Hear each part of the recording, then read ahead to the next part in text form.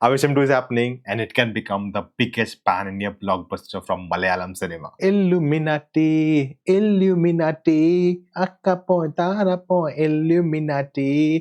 Hello guys, I'm Nona and at a recent event, Fahad Fasil himself announced that Aavesham 2 is happening. They are working on it. It may come out in 27 or 28. You can hear him yourself.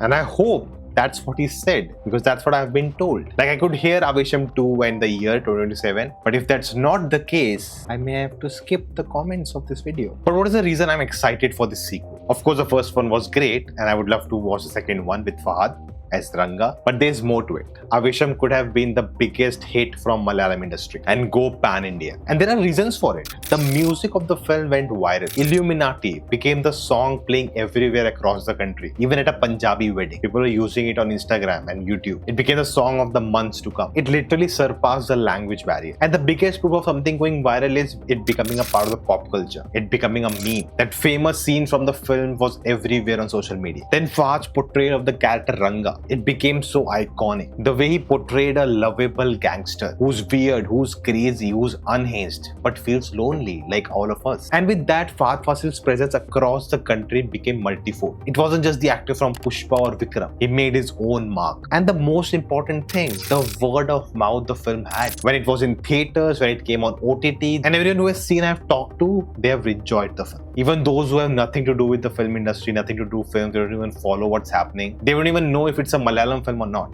Even they love the film. And no PR, no marketing can achieve this. This is the true sense of a success, that language is not a barrier at all when you make good stuff. But the problem is, even with all of this, the film couldn't capitalize on it. And there are reasons for it. They went for that 4-week OTT window. Within 4 weeks, the film was on OTT. If that wasn't the case, if they had got a longer run, if they had dubbed the film in different languages and released it in theaters, the film would have easily done 200-300 crore more. And the film actually released at a time where Malayalam cinema was already making big noise. Manjumal Boys had just come. The Goat Live was making so much noise. Malayalam cinema was actually ruling at the box office in those months. There was no competition at all from anyone else. It was the best time to put the film in different languages across the country, and they would have, minted money. But sadly, it didn't happen. After 4 weeks, the film was out on Amazon in 4 South Indian languages, including the original. But the Hindi dub came 1 month later on Jio Hotstar. Again, not an optimal thing, but still people watched it. The dub was fine, even I saw it, but again, the hype got distributed. If it all had happened at the same time, everyone would have been talking about it, which still happened in a way. Now with the sequel coming, things can really change. Part 2 is a trend in Indian cinema. Most films which had a great word of mouth, when they came with Part 2, they did a business exponentially bigger than the first one. And there's a very simple reason behind it. The reason why sequels, franchise, universe films work is because the audience are familiar with them. They know what to expect. In a way, they get a guarantee that we saw the first one, we really liked, and it's a continuation of that. We may like this also, and we can go and spend money on it, spend our time on it. And in case of Aavesham, the first film has such a great word of mouth, and when people will see Aavesham 2 is coming, they instantly know we are in for a ride. They will go to theaters and watch the film. And what the makers have to do? Just maximize on the release, get a better distribution, release it in multiple languages. It's the easiest way to go pan-India. If you don't know, the first KGF did really well for its budget, but it only did 50 crores in Hindi market. And then look at KGF 2. It went on to do 450 crores. That's what a sequel for a good word of mouth film can do. And if they deliver with Aavesham 2, we are gonna get our first 500 crore film from Malayalam cinema. And can even go beyond that. But I'm worried too, because maybe the makers are falling in the sequel trap. Fast said wherever he goes, people are asking about Aavesham 2. And that makes me wonder, are they making this film because of this huge demand, or because they have a story to tell? Because if it's not the latter,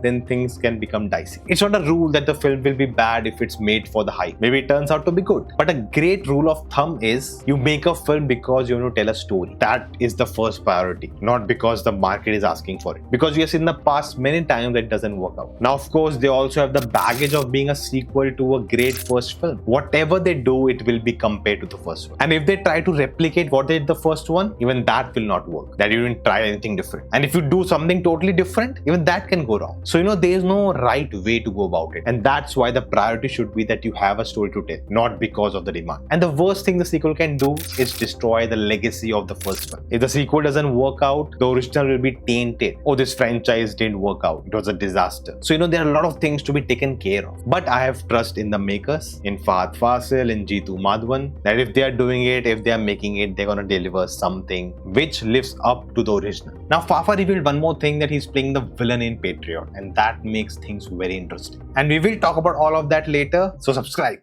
Natty, leave me natty.